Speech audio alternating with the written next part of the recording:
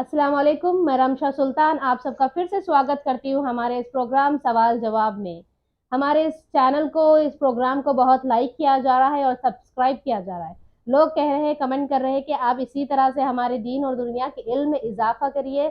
हमें भी अ, हमारा भी इल्म बढ़ रहा है और आपको भी इसकी नेकियां मिल रहे हैं। तो हमने फिर से सईद साहब को हमारे इस प्रोग्राम में बुलाया है और चलिए आप आज फिर हम आपके और हमारे इल्म में इजाफा करते हैं। सईद साहब बताइए कि वो कौन से खलीफा है जिसने नदी के नाम पर खत लिखा था। अस्सलामु अलैकुम वरहमतुल्लाहि वबरकातहू। आपने ये बहुत अच्छा सवाल किया है।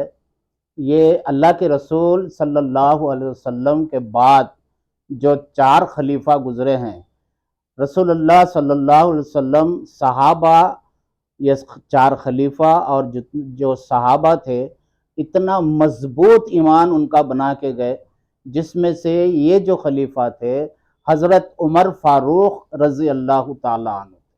उन्होंने एक गवर्नर को मिस्र में भेजा था और वो वहाँ के हालात को संभाल रहे थे।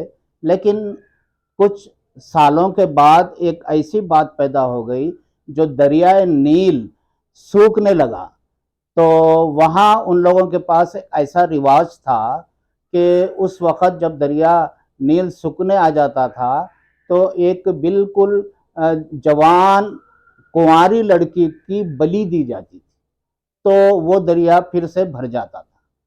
तो गवर्नर साहब के सामने ये मामला आया तो उन्होंने बोले नहीं नहीं, ये बिल्कुल खिलाफ है। मैं खलीफा से जो है हज़रत उमर फारूक रज़ी अल्लाह ताला अन्हु से मशवरा करता हूँ।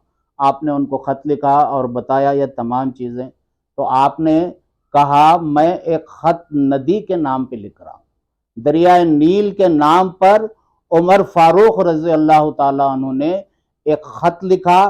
कहा अगर तो अल्लाह के हुक्म से बहती है तो बह, वरना तेरे को बहने की जरूरत नहीं। कहा कि यह खत लिख जाके दरियाए नील में डाल दो, हम किसी लड़की की बलि नहीं देंगे।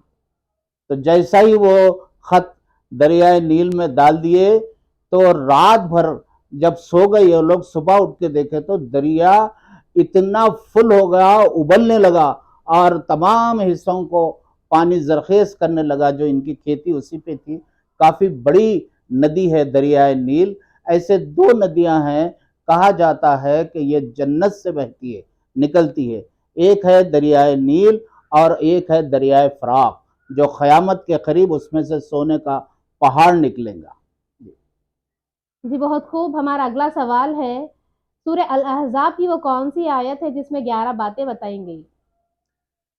देखिए, सूरह अल अहज़ाब में एक आयत है जो 22वें पारे में आपको आती है। ये आयत नंबर है 34 टू 35।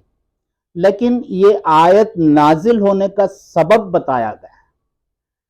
अल्लाह के रसूल सल्लल्लाहु अलैहि वसल्लम की अज़वाज मुतहरात उम्मे सलमा, अम्मा जान उम्मे सलमा रज़ी अल्लाह ताला अन्हा और दिगर सहाबियात अल्लाह के रसूल सल्लल्लाहु अलैहि वसल्लम के पास आए और कहने लगे कि या रसूल अल्लाह सल्लल्लाहु अलैहि वसल्लम, जब भी कुरान में कोई हुक्म आता है तो सिर्फ मर्दों के नाम पर आता है, मर्दों के लिए आता है, औरतों के लिए नहीं आता। क्या अल्लाह औरतों को पसंद नहीं करता? तो यह सवाल उम्मे सलमा रज़ी अल्लाह ताला अन्हा ने किया और उसी वक़्त जिब्राईल अलैहिस्सलाम ये आयत लेके नाजिल हुए, जिसमें 11 बातें हैं। आयत नंबर में पहले बता चुका हूँ 34 टू 35। ये होता है, शुरू होती है 34 से।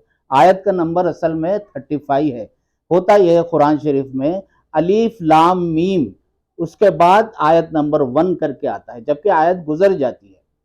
तो इसमें बहुत मशहूर आयत है, जैसा कि ये शुरू होती है इन्नल मुस्लिमीन वल मुस्लिमाति वल मुमिनीन वल मुमिनाति। ऐसा इस तरह जो है ये आयत है, जिसमें पूरे 2 इंट्रोडक्शन की बातें हैं शुरू में, और आखिरी में एक है अअद्दल्लाहु लहुम मग़फ़िरतन व अजरन अज़ीमा। ये 8 बातों में पूरे कामयाबी की निशानी।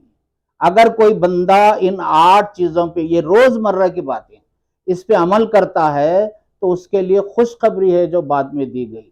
جیسا کہ میں ایک دو تین بتاتا ہوں کہ فرما برداری کرنے والے مرد اور فرما برداری کرنے والی عورتیں اللہ ان کو پسند کرتا ہے. میٹھی گفتگو کرنے والے مرد اور میٹھی گفتگو کرنے والی عورتیں اللہ ان کو پسند کرتا ہے. راز کی بات کو راز میں رکھنے والے مرد اور راز کی بات کو راز میں رکھنے والی عورتیں اللہ ان کو پسند کرتا ہے. اس طرح روزہ رکھنے والے مرد اور عورت، خیرات کرنے والے مرد اور عورت، اور بہت ساری چیزیں ایسا ہے. اور کہا گیا کہ وَالذَّاكِرِينَ اللَّهَ كَثِيرًا وَالذَّاكِرَاتِ، اللہ کا ذکر کثرت کے ساتھ کرنے والے مرد اور کثرت کے ساتھ کرنے والی عورتیں، ان کے لیے اعد اللہ لہم مغفرۃ واجرا عظیما. آپ لوگ یہ آیت نکال کر دیکھو، 22 پارے کے فرسٹ پیج میں آپ کو نیچے سے شروع ہوتی ہے، اور آیت نمبر 34 to 35. ماشاءاللہ، بہت خوب. اگر کسی کو یہ 11 آیتیں معلوم ہو جائے، اگر علم اس پہ ہم عمل کرنا شروع کر دے ہر انسان، تو اس کی زندگی بہت آسان اور کامیاب ہو جائے گی. ہمارا اگلا سوال ہے، 1 کلومیٹر میں کتنے میٹرز ہوتے ہیں؟ دیکھیے 1962 میں میٹرک سسٹم آیا انڈیا میں. میرے والد جو ہے، جس طرح یہ میٹرک سسٹم آیا بٹوں میں بھی آیا. پہلے سیر چلتے تھے، اب کلو گرام آنے لگے. تو آپ کے سوال کے حساب سے 1 کلومیٹر میں کتنے میٹر ہوتے ہیں، میں آپ کو اور نیچے سے لے کر آؤں گا. یہ اس کا 1 mm، اس کو 1000 سے کیلکولیشن کیا گیا. 1000 mm کا 1 میٹر ہوتا، اور 1000 میٹر کا 1 کلومیٹر ہوتا ہے. تو اسی طرح بٹوں میں ایسا ہے، 1 ملی گرام 1000 ملی گرام 1 kg اور 1000 kg کا 1 ٹن ہوتا ہے. تو ہر چیز یہ کیلکولیشن کی گئی 1000 کے حساب سے. جی بہت خوب. ہمارا اگلا سوال ہے، ہندوستان میں اسلام کب اور کہاں سے آیا؟ بہت اچھا سوال کیا آپ نے، بہت بہترین سوال کیا گیا. اگر میں تفصیل سے اس کو سمجھاؤں گا تو کافی جو ہے وقت لگے گا اس کے اندر. تو سب سے پہلے اسلام جو ہے کیرلا سے آیا. کیرلا میں جو ایک بادشاہ تھے چرامن پیرومول، اور وہ بادشاہ جو ہے ایک رات اپنے محل کے اوپر کے حصے میں بیٹھے ہوئے تھے، آسمان کی طرف دیکھ رہے تھے وہ بادشاہ. تو انہوں نے دیکھا شق القمر کا جو واقعہ ہے، چاند 2 ٹکڑے ہو گیا اور پھر بعد میں جڑ گیا. تو انہوں نے پریشان ہو گئے. وہ صبح میں لوگوں سے پوچھے کہ آپ لوگوں نے دیکھا کہ چاند 2 ٹکڑے؟ کوئی بھی نہیں کہنے لگے. تو اس وقت سعودی عرب سے پانی کے جہازوں میں تاجر آتے تھے، اپنا مال لے کر آتے تھے، یہاں فروخت کرتے تھے، یہاں کا مال لے جا کے وہاں فروخت کرتے تھے. تو جب پانی کے جہاز سے سامان اتر رہا تھا تو باتوں باتوں میں یہ شق القمر کی بات نکلی. تو انہوں نے کہا یہ ہمارے پاس اللہ کے رسول صلی اللہ علیہ وسلم ہیں، انہوں نے انگلی کے اشارے سے وہ چاند کو 2 ٹکڑے کیا. تو فوراً وہ بادشاہ کے پاس ان لوگوں کو لے گئے، بات چیت ہوئی، سب کچھ ہوا. بادشاہ چرامن پیرومول اب مدینہ جانے کی تیاری کرنے لگے، کہے میں ملنا چاہ رہا ہوں آپ کے پیغمبر سے. تو لہٰذا ان کے ساتھ وہ مدینہ پہنچے اور وہاں پر آپ سے ملاقات ہوئی. انہوں نے دین قبول کیا، اسلام قبول کیا. اور واپسی میں جب وہ آنے لگے تو ایک صحابی مالک بن دینار کو آپ کے ساتھ بھیجا اور دین کے کام کے لیے. تو وہ راستے میں بادشاہ کی طبیعت خراب ہوئی اور انتقال ہو گیا. تو ان کو ایک سمندر کے کنارے، یہ جیسا کہ عمان، سلطنت عمان کے پاس ان کو دفنایا گیا. اور مالک بن دینار اور بہت سارے لوگ جو تھے کیرلا واپس آئے. وہاں پر ایک مسجد تعمیر کی گئی. وہ مسجد جو ہے جامع مسجد، یہ ہے بادشاہ کے نام پر ہے. تو اس پہ تختی لگی ہوئی ہے جس پہ 5 ہجری لکھا ہوا ہے. 5 ہجری اللہ کے رسول صلی اللہ علیہ وسلم ہجرت کر کے 5 سال ہوئے جب اسلام جو ہے ہندوستان میں آ گیا، لیکن بہت دھیرے دھیرے پھیلنے لگا، اور ادھر سے اجمیر سے اللہ کے رسول صلی اللہ علیہ وسلم مدینے سے 700 سال بعد حضرت معین الدین چشتی رحمۃ اللہ علیہ آئے، اور ان کے پاس یہاں سے اسلام بہت کافی اسپیڈ سے پھیلا۔ جی بہت اچھے۔ ہمارا اگلا سوال ہے، وہ کون سا میٹیریل ہے جو زمین سے نہیں نکلتا، اس کو بنانا پڑتا ہے؟ ایسے بہت سارے میٹل ہے جو زمین سے نہیں نکلتے ہیں لیکن اس کو بناتے ہیں۔ ابھی مثال کے طور پر زمین سے کاپر نکلتا ہے، تانبا، اور یہ تانبا بہت نرم ہوتا ہے، کسی بھی چیز کو بنانے میں تکلیف ہوتی ہے، اتنا گھٹ نہیں ہوتا ہے۔ اور دوسرا ہوتا ہے زنک، جس کو جست بولتے ہیں، وہ کافی سخت ہوتا ہے، اگر اس کو کٹنگ کرتے ہیں مشین پہ لگا کر تو اس کے کھپلیاں اڑ جاتے ہیں، سخت ہوتا ہے۔